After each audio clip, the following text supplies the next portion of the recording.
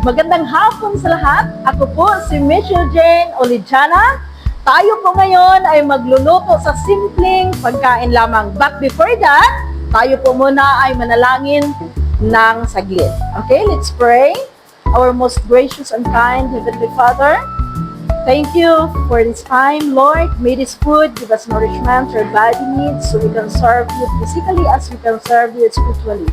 We pray in Jesus' name. Amen. Okay, so ngayon mga kapatid, nakakain na po ba kayo ng kanin na may mani?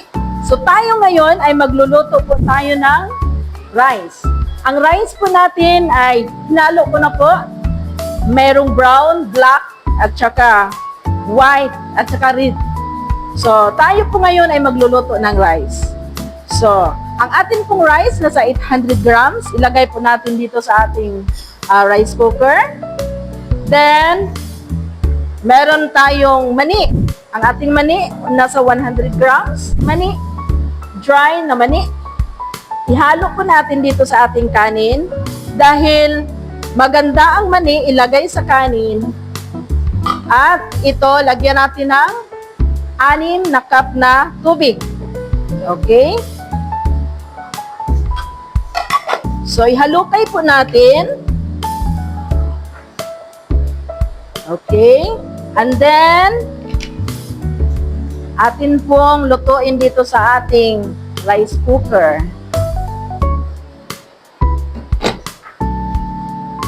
So, habang tayo po ay nagluluto, kasi nasa mga 30 minutes ito, dito naman tayo sa ating salad. Kasi kailangan tayo kumain ng hilaw o raw na salad. So, meron tayo ditong carrots, meron din tayong pipino, kamatis, at kalamansi. Meron tayong flaxseed at olive oil. At meron tayong pink Himalayan salt. Okay, so atin po itong paghaluin. Okay, ihalo natin.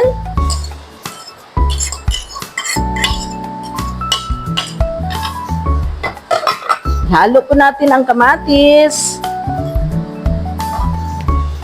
at ang ating olive oil. Okay.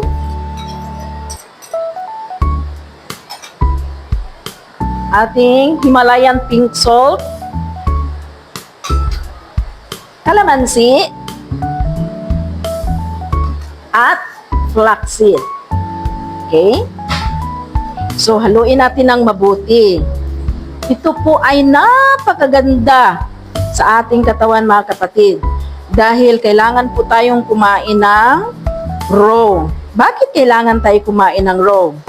Siyempre, tayo ay buhay. So, kailangan din natin kumain ng buhay na mga gulay.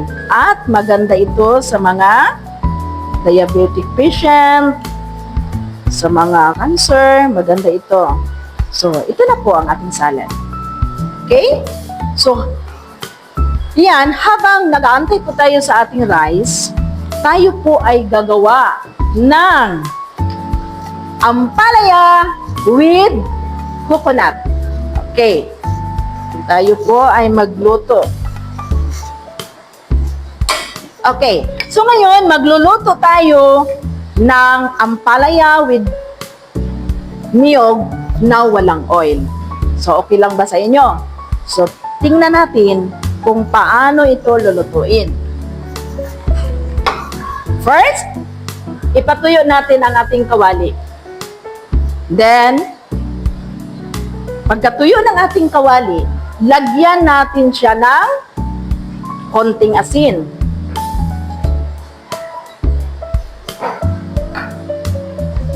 At pagkatapos, ilagay natin ang sibuyas.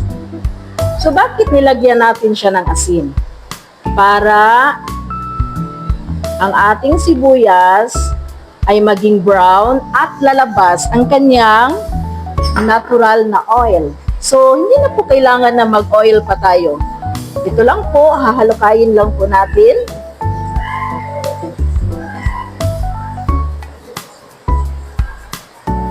hanggang sa mag-brown na siya. Lumabas na ang kanyang amoy. O, tingnan niyo mga kaibigan. Walang oil, pero kung tingnan natin, parang meron siyang oil. O, di ba? Dahil meron siyang natural na oil. So, no need na po na gagamit pa tayo ng oil. Okay? Mabango na.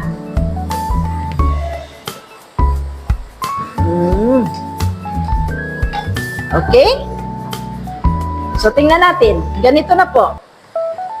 Yan. And then, pagkatapos, ilagay po natin ang ating niyog. Okay? Itong niyog natin mga kapatid, hindi ito napigaan. So, pagkatapos kinidkid, ito na po siya. Isangag natin siya saglit at lagyan natin siya ng turmeric powder. Okay? Yan, lukayin natin. Pagkatapos, syempre, hindi mawawala yung asin natin. Rock salt ang gamit po natin na asin mga kapatid. Okay? Yan na po. Parang may itlog. Dumidilaw po siya dahil po sa turmeric. Okay. So, pagkatapos niyan, ilagay na po natin ang ating ampalaya. Okay, ating ampalaya. Lukayin natin. At pahinaan lang po natin ang ating fire. At ilagay po natin ang ating sibujing. Okay? So, masarap ito. Sibujing at atsal.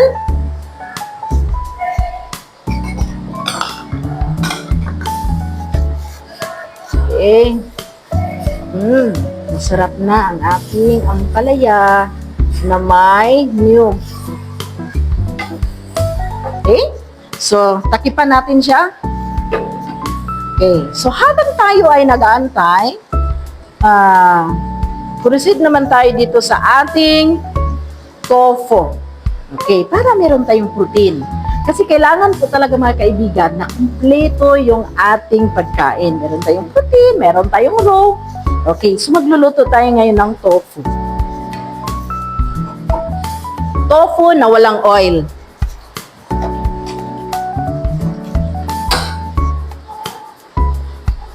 Okay, dahan-dahan lang po ang ating apoy.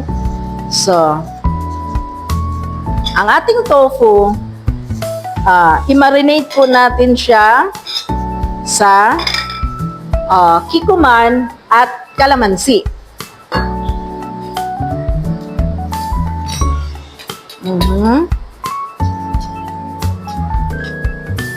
Okay.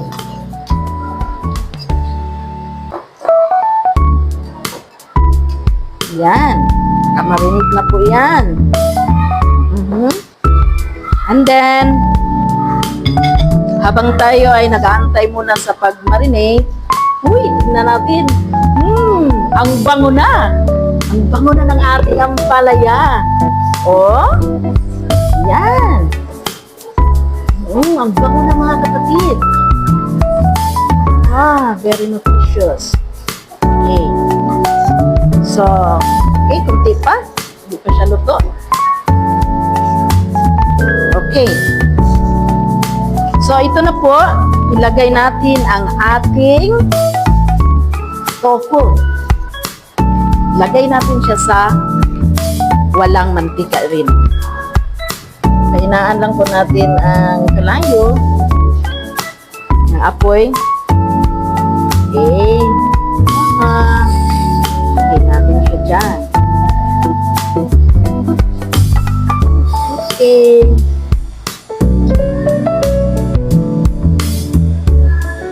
Wow. Okay, so ngayon, buksan naman natin ulit ang ating ampalaya. Malapit. Luto na siya. Wow. Okay, luto na ang ating ampalaya. Yan. Masarap to sa mga bata. At saka ito yung paborito ng dalawa ko pong anak. Yan, gustong-gusto nila to. At pwede nyo rin itong gawin sa sitaw. Yung sitaw, ganituhin nyo rin at lagyan nyo rin ng nyog. At saka pwede rin itong gawin sa sayote. Okay. So ngayon, ang available natin ay ampalaya. Okay? Yan! Alam nyo ba, lalo na po sa mga nanay, kailangan po talaga natin matuto sa pagluto. Bakit po? Tayo po ang susi ng kalusugan ng ating pamilya. Di ba? So, kailangan ilagay natin sa ating isip, ano kaya ang nakakabuti para sa aking mga anak. Okay. Okay, maraming salamat. Sa napakabait kong asawa. O ngayon naman, habang inaantay po natin ang tofu, tayo po ay magluluto na naman ng soup o sabaw.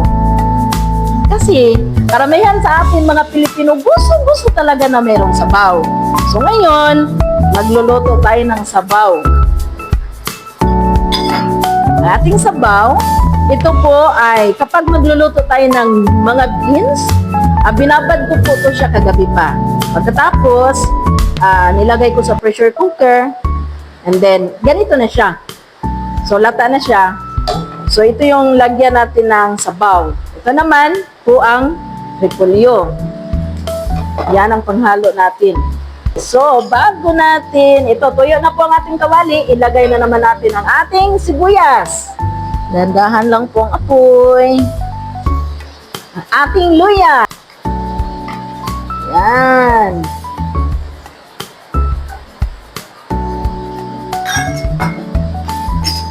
Bawang.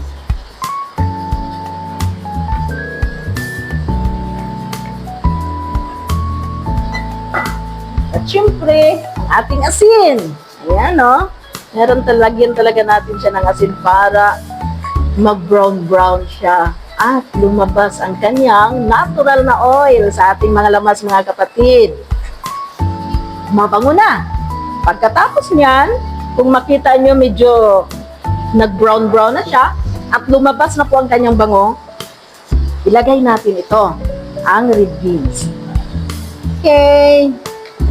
Pagkatapos, lagyan natin siya ng pinakulong tubig. Yan. So, habang pagkukuluin natin siya, takipan muna natin. Tingnan naman natin dito ang ating tofu. Okay na kaya ito? Yes, okay na. Yan, ang itsura ng ating tofu. Okay? So, meron tayong protein. Oh, no oil. Oh, di ba? Ang sarap. Yan, kasi nakamarinate naman siya. So, okay na to. Ito ay paborito rin sa aking mga anak. Ang kumukulo ang ating sabaw. Lata naman ang ating red beans. Lagyan natin siya ng, ito po mga kaibigan, rosemary. Yan. Masarap to sa sabaw. Ang bango. Meron, dahil ang ginagamit natin ay mga herbs lang. So, ilagay natin to dito, si rosemary. And then, basil leaves. Okay. Ilagay natin yan. Malaking tulong to sa atin. Siyempre, hindi natin makaligtaan ang ating atsal. Ilagay na natin si white onion. Tapos ito, ang repolyo. Ilagay natin. At ipababaw natin to si broccoli. Yan. Takipan natin saglit. So habang tayo po ay nag-aantay sa ating sabaw, excited na ba kayo na kakain na tayo? Okay. So kakain na tayo ngayong tanghali. Meron tayong salad. Ang sarap nito. Paborito ko ito. Raw. Meron tayong ampalaya. At syempre, tofu. Napakasarap. So wag natin kalimutan, hindi natin latain pagluto ang repolyo. Half cook lang, okay na yan. Pero, kung meron naman po tayong mga lola, lolo na hindi na rin masyado makanguya, pwede rin natin na lata-latain din. Wow! Ang bango! Tingnan nyo mga kaibigan, oh. Yan. Sabaw natin, oh. Ayan. Okay na po yan. Bango talaga ng mga herbs, mga kapatid. Okay, finally, luto na gyud ang ato ang rice. Okay, buksan natin ang ating rice, mga kaibigan. Wow! Yes! Yan, tingnan nyo. Kompleto. Ito na po ang itsura ng ating rice na may mani. Okay, excited na po akong magsandok para tayo po ay makakain. Tingnan nyo. Kompleto. Merong red rice, brown, at saka black rice at may mani. Yan, ito na po. Ay, excited na po ako magtikim. Kayo po ba? Nagugutom na ba dyan? Okay, tikman po natin ang ating rice kung masarap ba pagkaluto.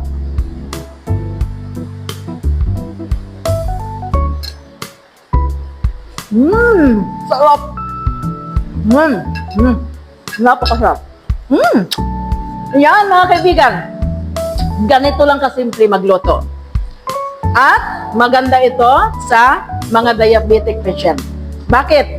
Napakababa ang tinatawag natin na glycemic index. So, ang palaya, cucumber, carrots, broccoli, tofu, at meron tayong rice. Okay, so thank you po sa inyong panonood and may God bless you.